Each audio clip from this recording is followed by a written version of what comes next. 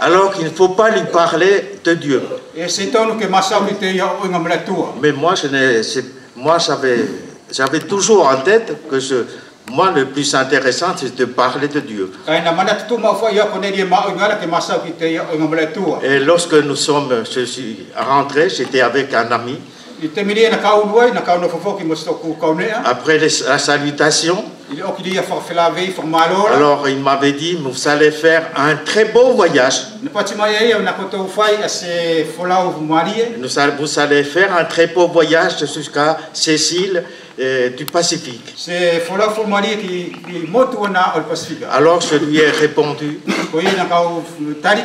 je vous dis la vérité, je ne vais pas faire du tourisme. Et je vais parce que j'ai une grande mission. Mais je travaille pour l'évangile. Alors cet homme nous a répondu, l'athée, vous faites le métier le plus important au monde. Mes chers amis, servir, c'est un athée. C'est le travail le plus beau au monde. Et je te demande ici, est-ce que les jeunes, quelle ambition vous avez? Nous souhaitons tous avoir de beaux métiers. Mais être serviteur de l'Éternel, il n'y en a pas beaucoup. Je n'ai pas encore entendu beaucoup qui m'ont dit, par exemple, je voudrais servir le Seigneur. J'aimerais vous persuader que c'est le plus beau métier qui existe.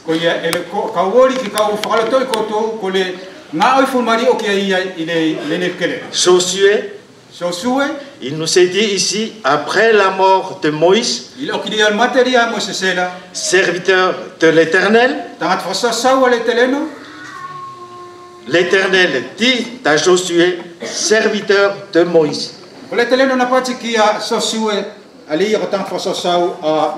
Nous voyons ici deux choses. Serviteur de l'Éternel et d'abord serviteur de Moïse. Josué a servi d'abord Moïse et ensuite il a été serviteur de l'Éternel. Alors le verset 1 nous parle premièrement serviteur de l'Éternel, de Moïse. C'est le temps de formation. C'est un temps important, mes chers amis. Et vous savez combien ce temps a duré pour Josué? Et 40 années. Nous sommes très pressés souvent dans le service. Il y en a qui veulent tout de suite après être serviteurs de l'Éternel.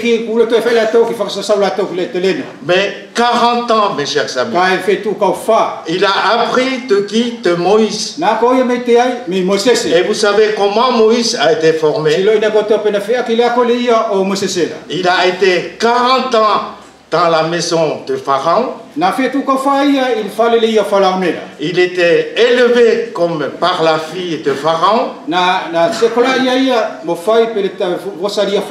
Il était destiné à être Pharaon, c'est-à-dire le plus important des personnages dans ce temps-là, avec toutes les richesses de la maison de Pharaon, avec tous les choix de la maison de Pharaon. Mais alors cet homme, à un moment donné, à 40 ans, et il nous est dit dans Hébreux au chapitre 11,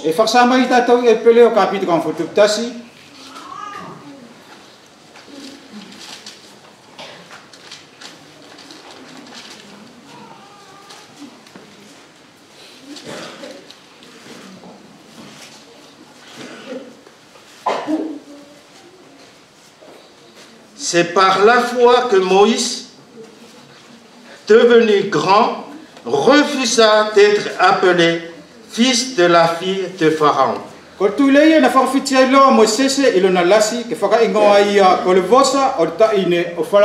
Voilà, à 40 ans, il a refusé d'être appelé fils de la fille de Pharaon. C'est-à-dire qu'il avait compris quelque chose. Il avait compris que lui, il était un autre peuple. C'est un peuple esclave. Mais un peuple qui appartenait à quelqu'un. C'est l'Éternel. Alors, et ce peuple, bien que qu'il était esclave, ce peuple est le plus important. Parce que leur Dieu est plus important. Et c'est pourquoi il a fait ce choix de renoncer. Il a dit ici, il refusa, c'est un acte volontaire.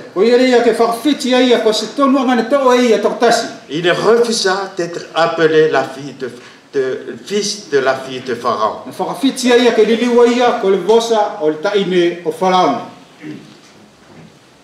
Il est dit, ensuite, il préféra être maltraité avec le peuple de Dieu que d'avoir pour un temps la jouissance du péché.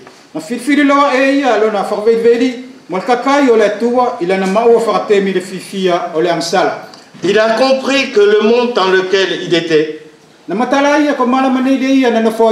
avec toutes ses joies, avec toutes ses richesses, ce monde-là, c'est un monde de péché.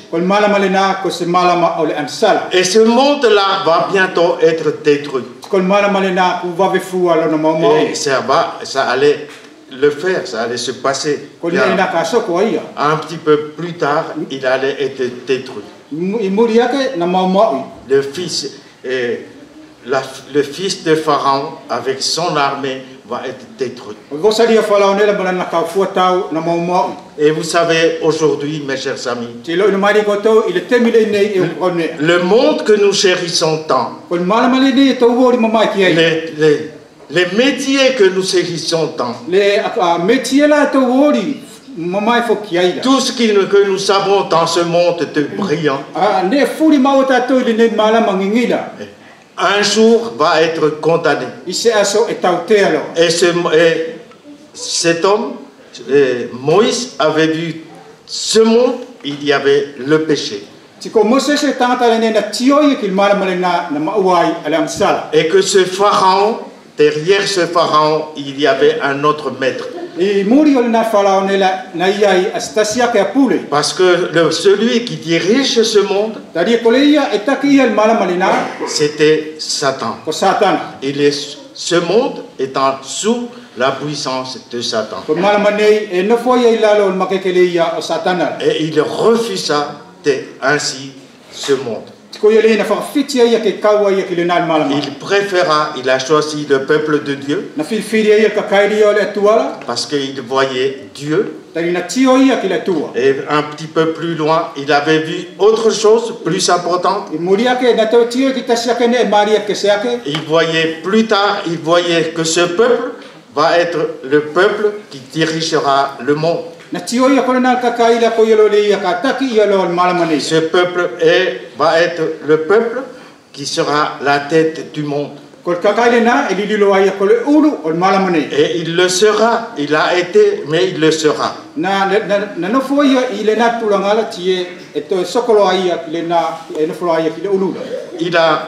Voilà ce qui était le premier choix de Moïse.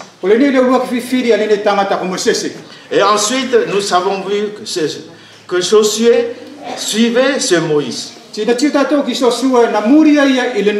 Apprenez de Moïse la foi de Moïse. La parole de Dieu nous dit, imitez non pas la vie des gens, de vos serviteurs, de ceux qui vous précèdent.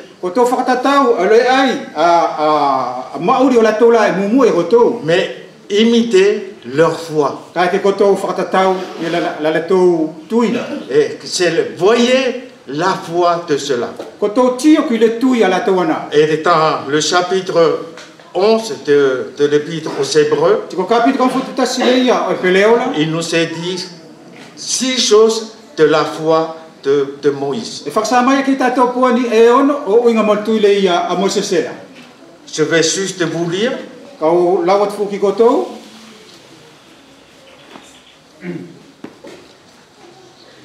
Il regarda l'opprobre de Christ comme une richesse plus grande que les trésors de l'Égypte, car il avait les yeux fixés sur la rémunération. Verset 26.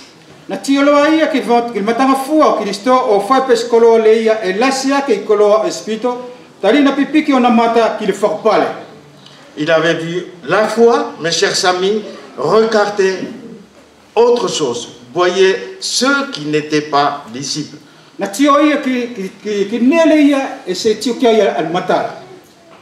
Dans le palais royal, tout était magnifique. Tout frappait les yeux. Il pouvait tout avoir. De l'argent, de la joie, tout. Mais il avait vu derrière autre chose. Il avait vu d'abord le péché. Il avait vu Satan. Mais l'autre côté, il voyait autre chose. Il voyait le Seigneur Jésus-Christ. Et il voyait l'héritage. Il y avait un héritage. Ceux qui étaient là, présents, vont disparaître. Et avec tous ceux qui touchent à ce monde-là, le péché va disparaître, va être jugé. Mais ceux qui ont choisi le Seigneur Jésus, ils seront un héritage. Un héritage éternel qui dure éternellement. Et c'est justement le livre de Josué qui va nous révéler cet héritage.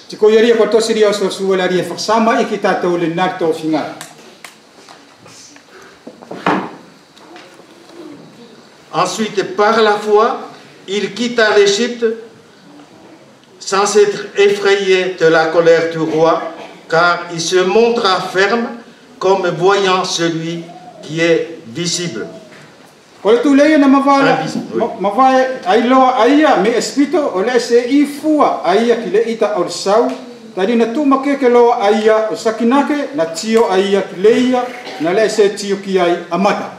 Il n'avait peur de rien.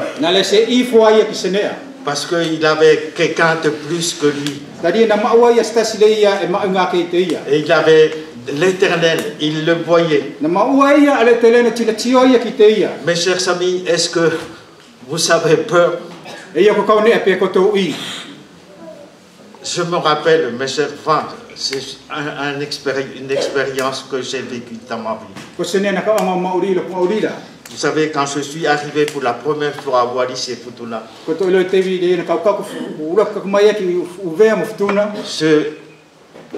je savais que c'était très difficile. Et c'était le catholicisme, c'était la coutume, c'était tout. Je savais que c'était impossible. Pour moi, c'était très difficile.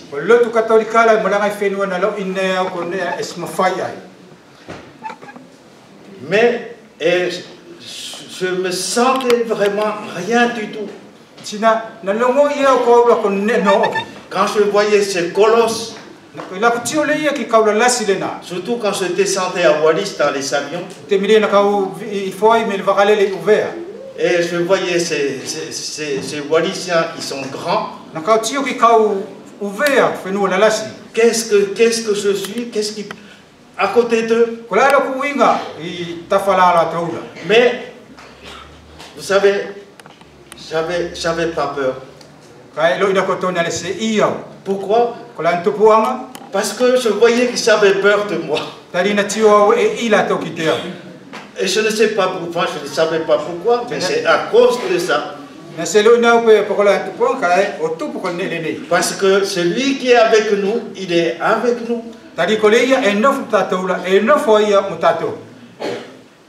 Vous savez, le Seigneur Jésus, quand il est avec nous, on n'a pas peur.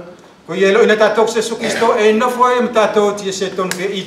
n'a pas peur ni devant le roi, ni devant qui que ce soit. Mes chers amis, c'est quelque chose de merveilleux. Est-ce que vous voyez toujours celui-là qui est à côté de vous, qui est avec vous? Il est invisible, mais il accompagne. Je me rappelle une fois à Singave, je suis levé devant le cimetière pour parler à Singave parce qu'il y avait quelqu'un de la famille qu'on avait enterré.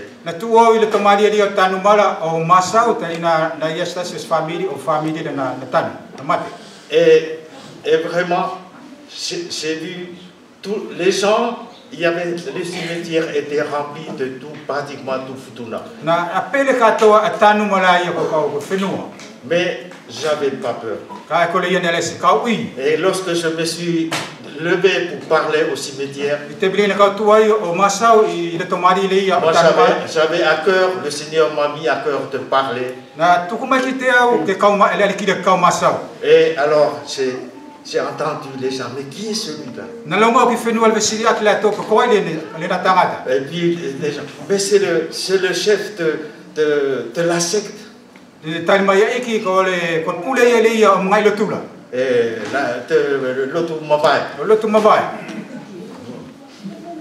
C'est leur. Alors, et puis quand ils sont entendus, quand j'ai parlé, ça a été un silence. Et alors, à la fin, j'ai entendu des gens qui disent, mais il ne parle que de Jésus. Et je sais que la femme, un jour à l'aéroport, m'a remercié.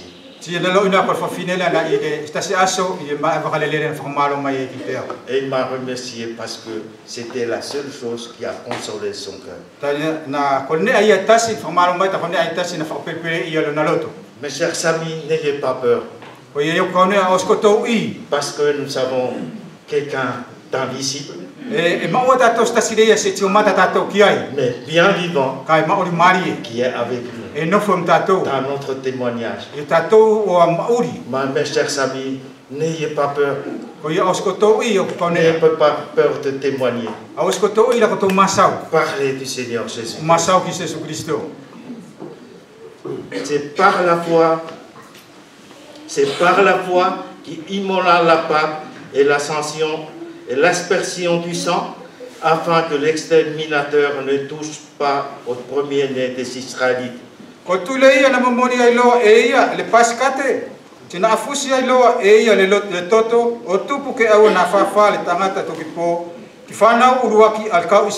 C'est par la foi qu'ils traversèrent la mer Rouge comme un lieu sec, tandis que les Égyptiens qui tentèrent de passer furent engloutis.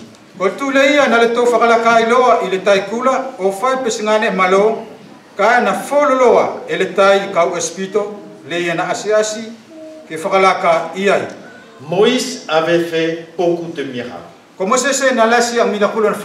Il a fait beaucoup de prodiges. Pourquoi? Parce que par la foi. Et il avait fait parce qu'il était avec lui. C'était un serviteur qui parlait avec Dieu. Si vous lisez juste avant, Juste tournez la page, juste le livre avant qui s'appelle le Deutéronome. Il nous est dit au chapitre 34, il nous est dit au verset 10 jusqu'au verset 12, je vais lire. Il n'a plus paru en Israël de prophète semblable à Moïse, que l'Éternel connaissait face à face. Nul ne peut lui être comparé pour tous les signes et les miracles que Dieu l'envoya faire au pays d'Égypte contre Pharaon, contre ses serviteurs et contre tout son pays, et pour tous les prodiges de terreur que Moïse accomplit à main forte sous les yeux de tout Israël.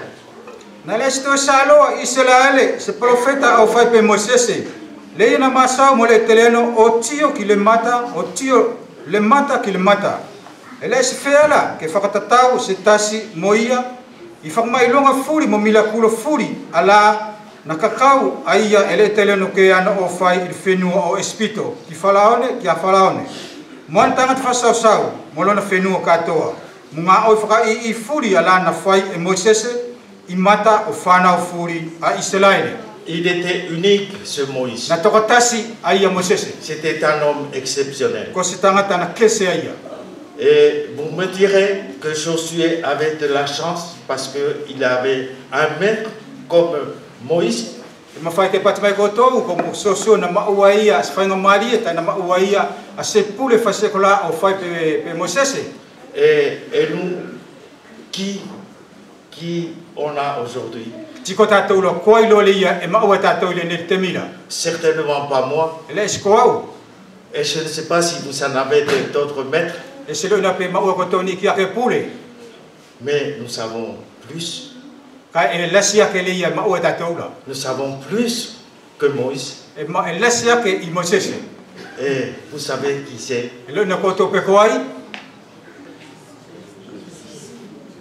Jésus. Nous savons Jésus, il est vivant. Mes chers amis, il est vivant. Et c'est lui que nous devons imiter. Soyez mes imitateurs comme je le suis de Jésus-Christ, disait l'apôtre Paul. Il ne dit pas que nous imitions l'apôtre Paul. Non, lui imitait Jésus. Faites comme moi, j'imitais Jésus. Nous avons un serviteur vivant. Et Jésus-Christ est vivant. Et nous le contemplons. Et c'est justement le livre de Josué qui nous apprend que la vie chrétienne, ce n'est pas avoir, mes chers amis, avoir la vie éternelle. On